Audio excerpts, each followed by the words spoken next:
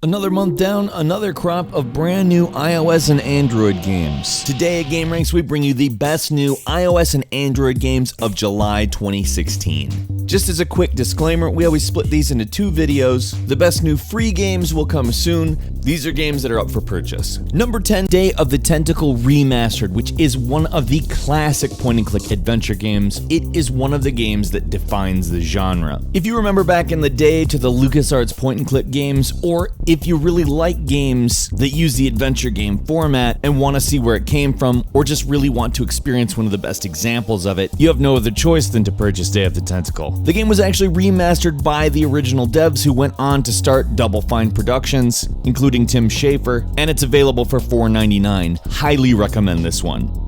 Number 9, All Is Lost is an atmospheric platformer in a distant future where mankind is very separated. It's very different for a platformer in that it's not going for a cutesy look at all, but at the same time it's not devoid of color like Limbo per se. The environments are very pretty, despite being very industrial, and has a unique feel. All Is Lost is a very pretty game, it's 99 cents, great game. Number 8 is Clocky, which kind of reminds me of a Rubik's Cube and kind of reminds me of Connect puzzles. You have a bunch of different lines on a cube and your object is to connect them all. The main thing I would have to tell you about this game is it's a bit short, because it's very innovative and takes the concept of a minimalist puzzle game definitely to a new place that I really appreciate. It would have been nice if it was a little bit longer, but at the same time, it's a really relaxing and enjoyable puzzle game that for $1, it's really hard to be like, yeah, I got ripped off, because I did enjoy it a lot. Number 7, Dead Venture is perhaps the most colorful zombie game other than Plants vs. Zombies. It's a vehicular combat game which really plays a lot like Blast Corps from Nintendo 64, if you remember that from many, many years ago, particularly on some of the escort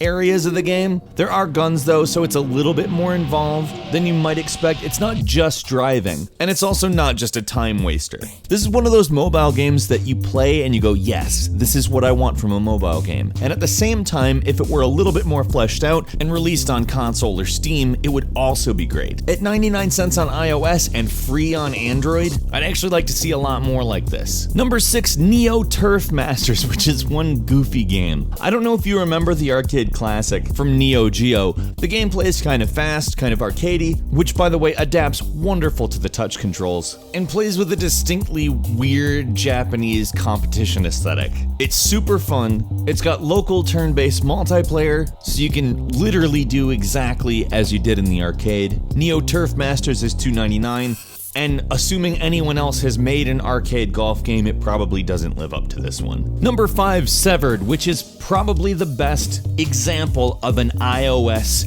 game. Like, this is the concept of a smartphone game taken to the extreme. Has beautiful, colorful graphics, a very distinct style, which by the way comes courtesy of the studio that made Guacamelee, which is a great game. But what really makes this game good is its depth. Like, it's very easy to compare it to Fruit Ninja in some ways, but even though I like Fruit Ninja, I almost feel bad comparing it to that. Severed's on iOS, and it's $5.99. And I know that's a bit of a steep price when you've heard the words Fruit Ninja, but believe me, it's worth it. Number 4, Monster Hunter Freedom Unite, which is identical to the PSP version except for some big improvements. The most noticeable of which is obviously the graphics. They do look better on a mobile phone than a handheld game console from a while back, but they actually managed to make the controls better, and I don't know that everyone would agree with me when I say that, but it's perhaps one of the best touch control conversions that I've ever seen. Now, this game was previously out on iOS, but has been gone from the App Store for a while, so we're kind of counting it as a re-release, and it's such a great version of the game, we felt like it was really worth bringing it up. Now, it does have a steep price at $14.99, but that's significantly less than what it cost on the PSP, and frankly, it's just better on iOS. Number 3, Guild of Dungeoneering is a really great name for this RPG dungeon crawler that has such a unique sort of sketch art style that the little splashes of color in the game really feel cool. It's a great game to look at, very unique, but it also has a great combat system. It's turn-based and uses card mechanics in not an astounding, non-traditional way or anything. The control scheme is neat because you sort of build the dungeon around the hero. It's just enough of a different take that it's very fresh, but it's not so foreign that it's going to require you to completely relearn the genre. It's $3.99, it's definitely worth it, it's got a lot of depth without sacrificing the addictive mobile gameplay. Number 2,